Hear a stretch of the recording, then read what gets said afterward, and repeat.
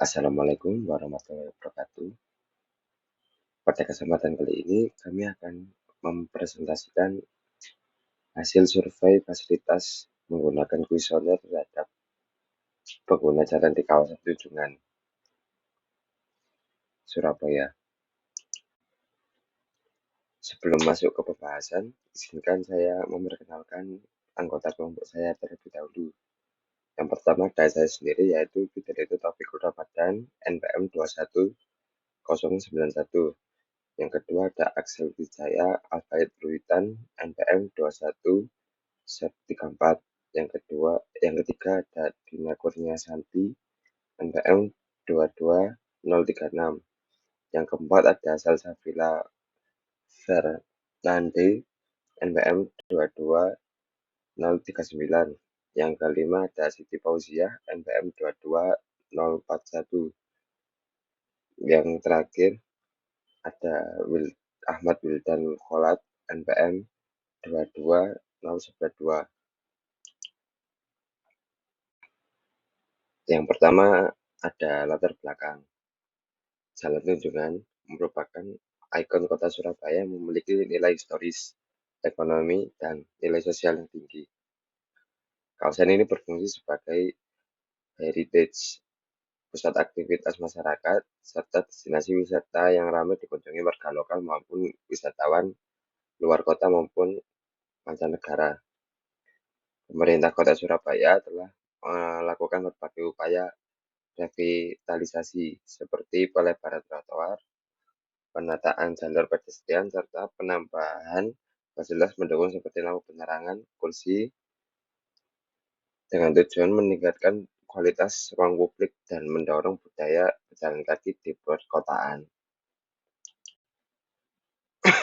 Namun, di balik berbagai upaya perbaikan infrastruktur tersebut, masih ditemukan berbagai permasalahan yang dialami oleh pejalan kaki di kawasan Jalan Tunjungan.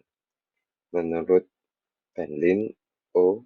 dan Sigit tahun 2013, jalur pedestrian kerap kali terganggu oleh aktivitas parkir liar, pedagang kaki lima, serta kendaraan bermotor yang melintas di trotoar.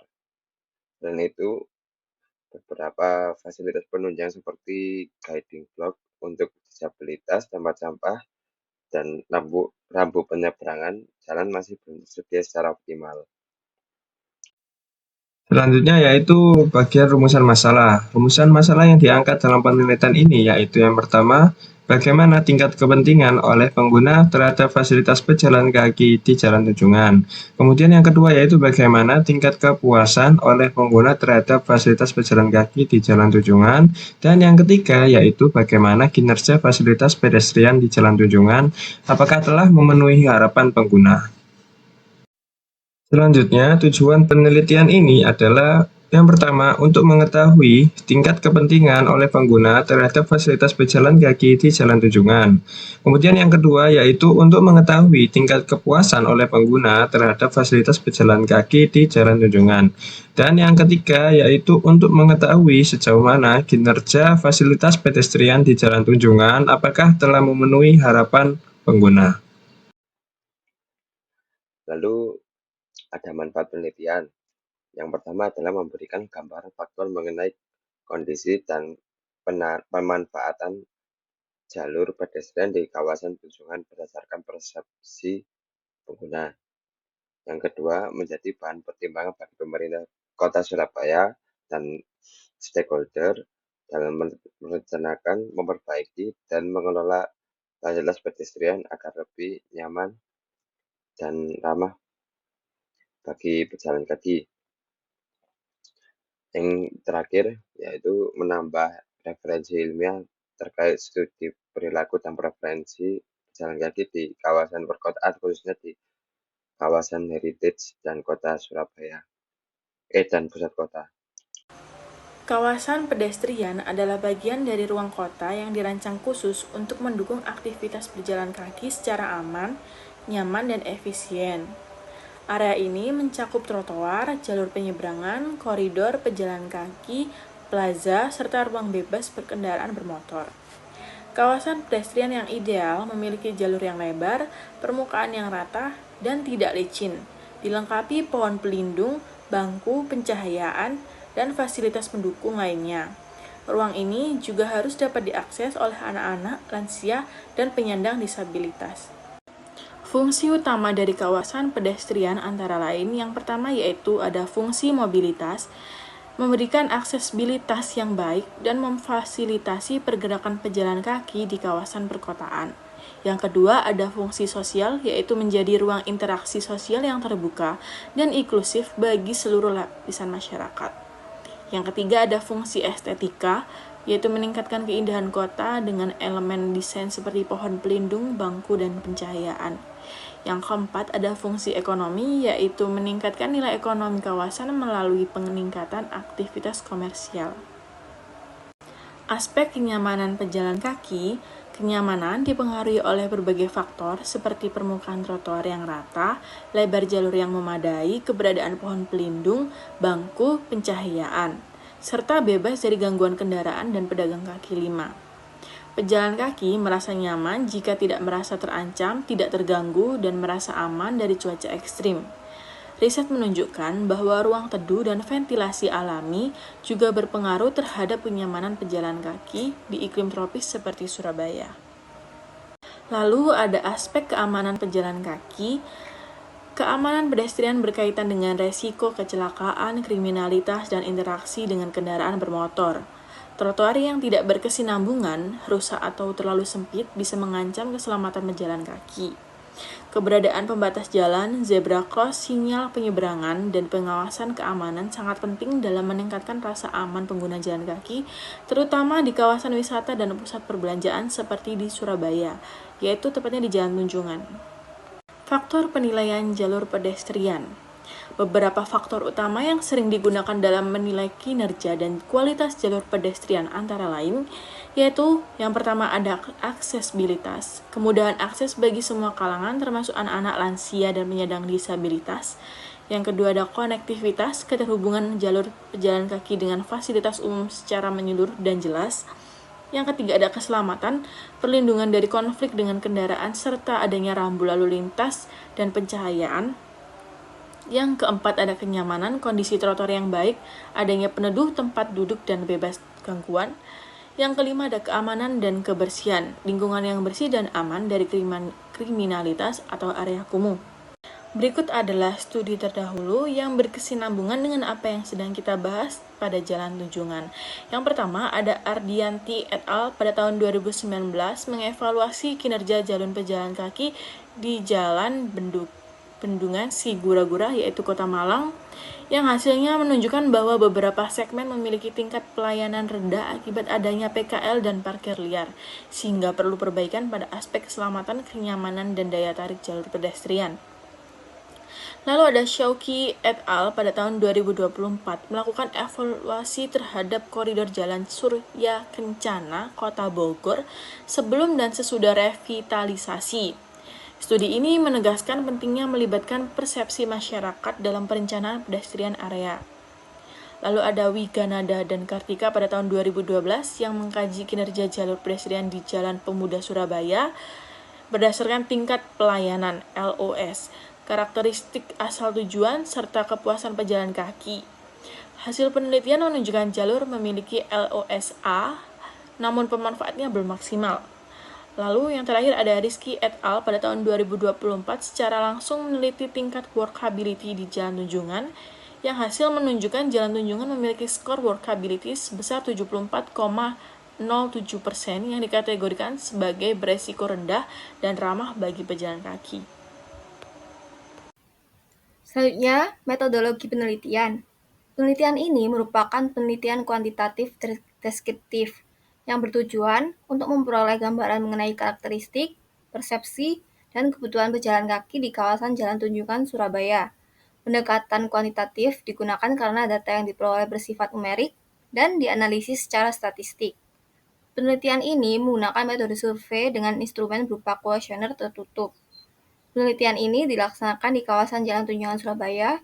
Waktu pelaksanaan survei pada bulan Mei 2025 pukul 4 sore sampai 8 malam waktu Indonesia Barat.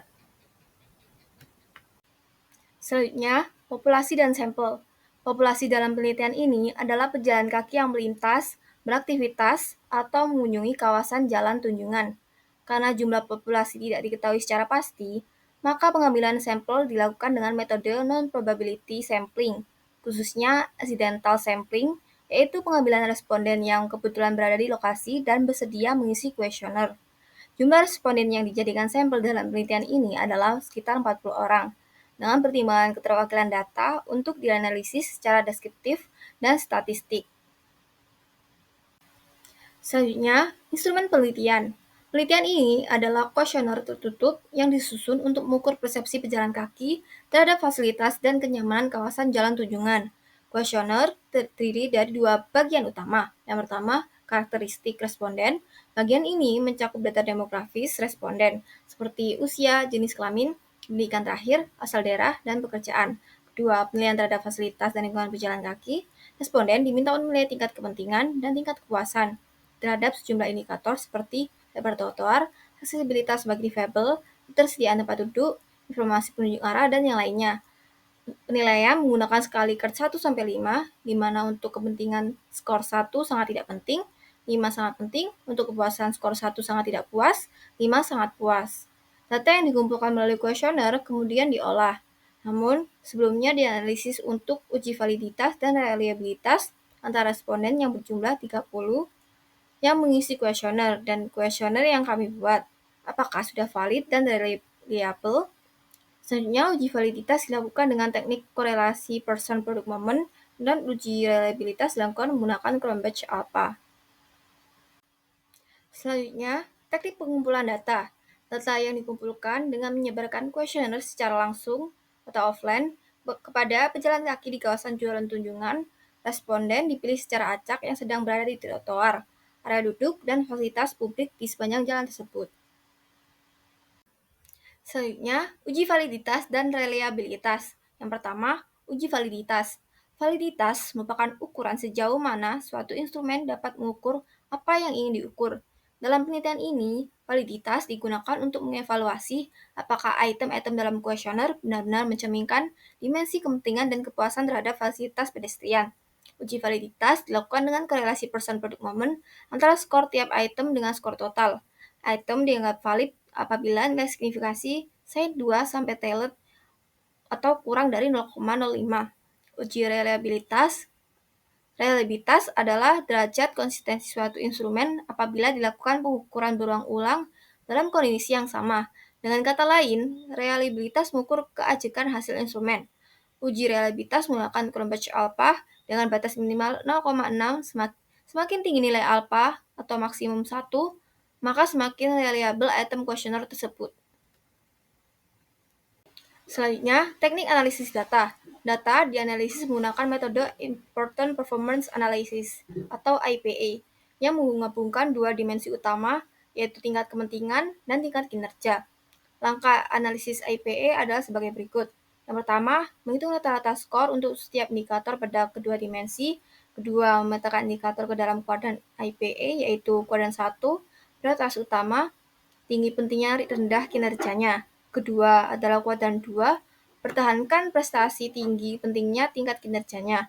Kuadran 3, prioritas rendah, rendah pentingnya, rendah kinerjanya. Kuadran 4, berlebihan, rendah pentingnya, tinggi kinerjanya. Ketiga, menyusun rekomendasi strategis berdasarkan posisi indikator pada kuadran-kuadran tersebut.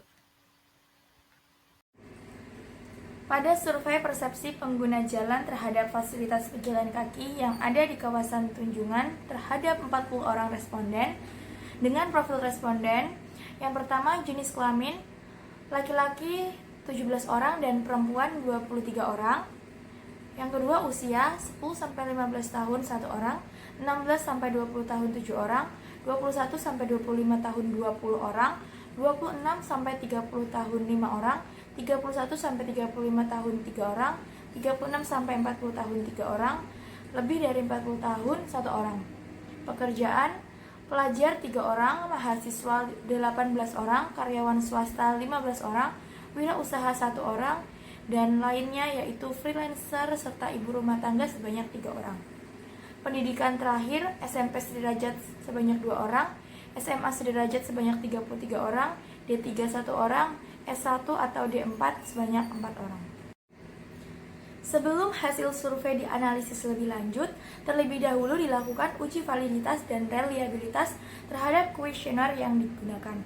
Tujuan dari pengujian ini adalah untuk memastikan bahwa pertanyaan-pertanyaan dalam kuesioner benar-benar mengukur apa yang ingin diketahui dan bahwa jawaban yang diberikan responden bersifat konsisten. Hasil pengujian validitas dan reliabilitas dapat dilihat pada tabel berikut.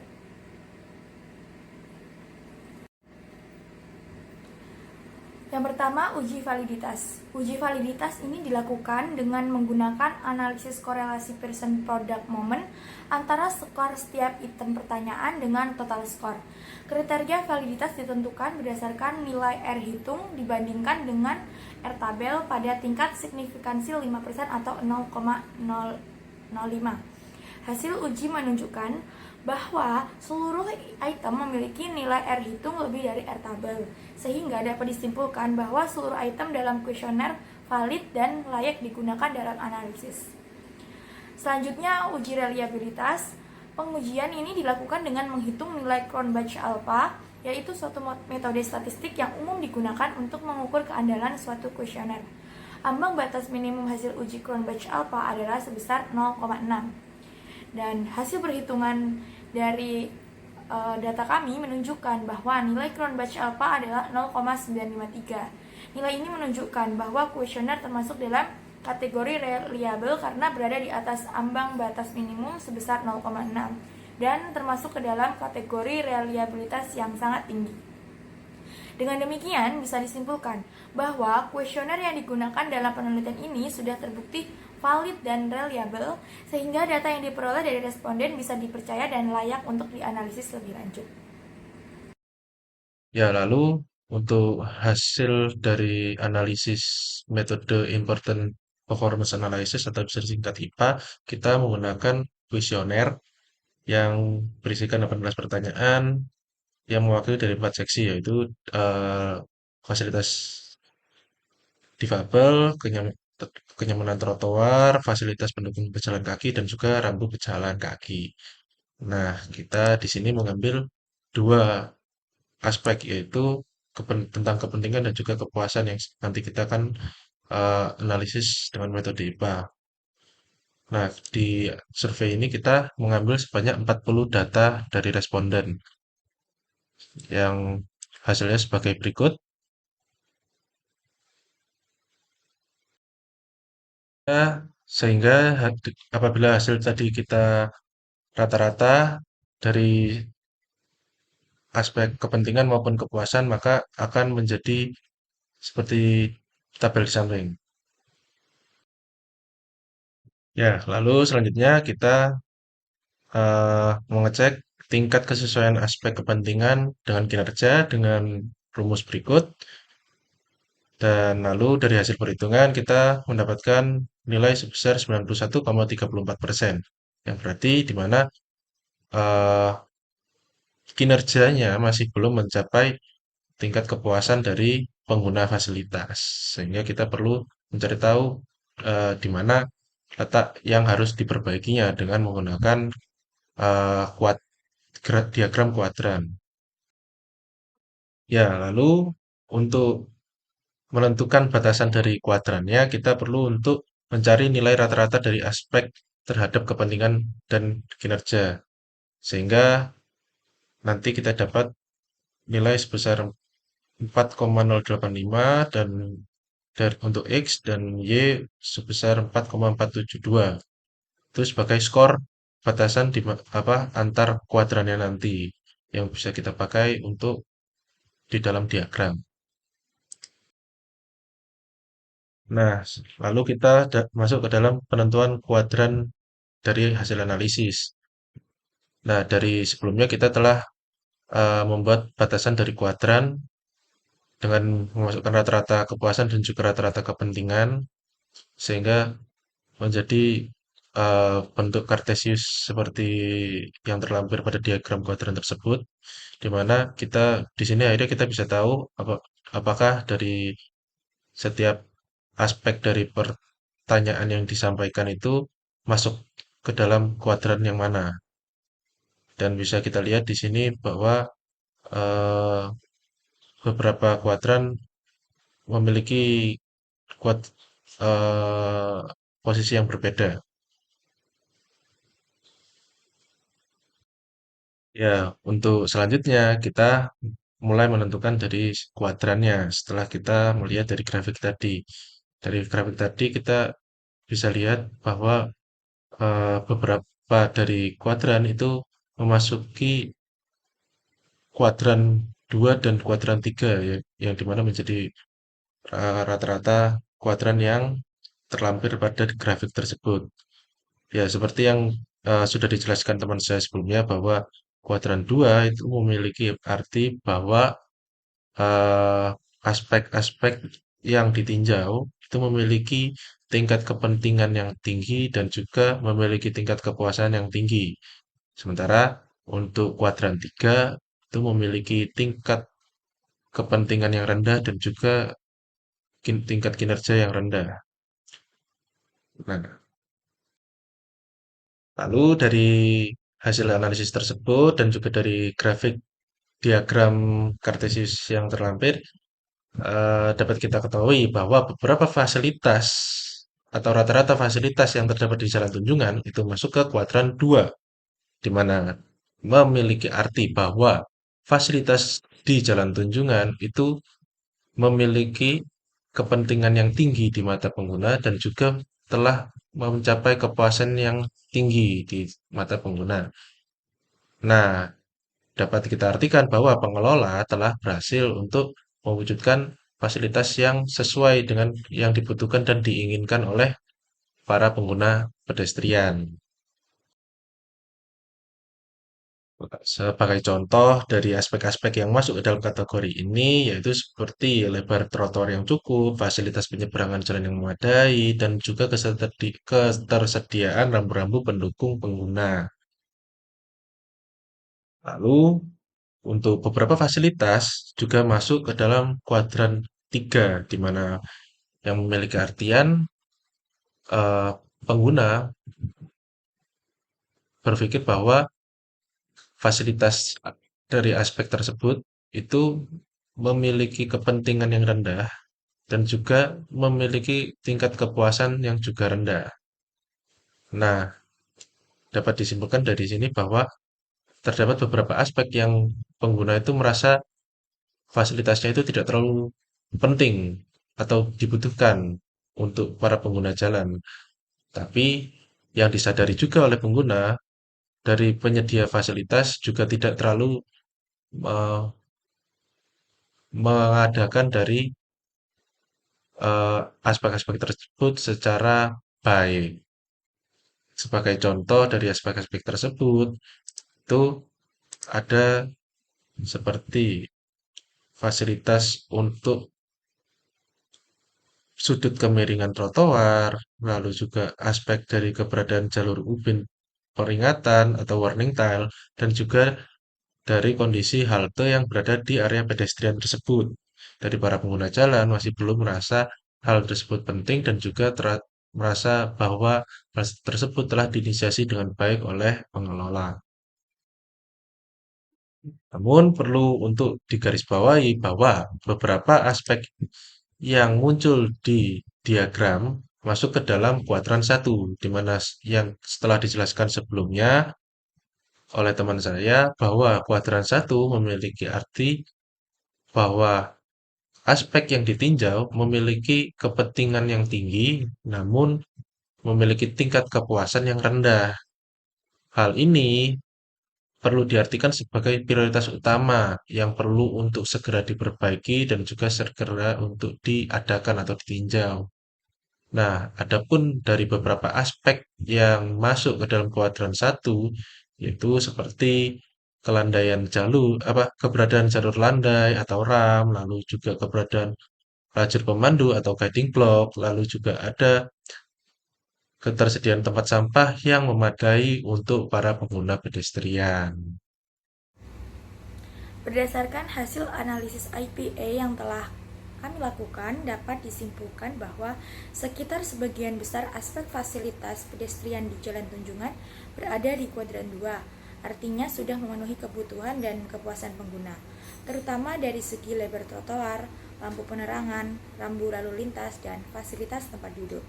Hal ini menunjukkan bahwa pengelolaan fasilitas sudah cukup baik secara umum.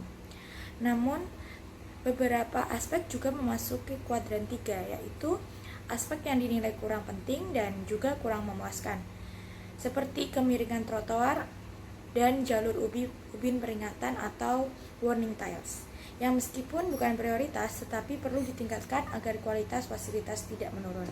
Dan yang paling menjadi perhatian adalah aspek pada kuadran 1, seperti guiding block atau ubin pemandu, jalur landai, dan tempat sampah. Aspek-aspek ini penting tetapi belum memuaskan, sehingga harus segera ditindaklanjuti. Jadi kesimpulannya, fasilitas di Jalan Tunjungan sudah baik, tetapi tetap perlu pengembangan yang tepat dan berkelanjutan ke depannya.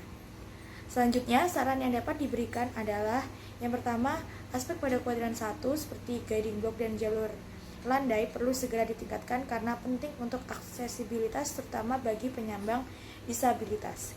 Yang kedua, fasilitas di kuadran 2 sebagai kategori yang penting dan memuaskan perlu dijaga kualitasnya melalui pemeliharaan rutin agar tetap memenuhi harapan pengguna.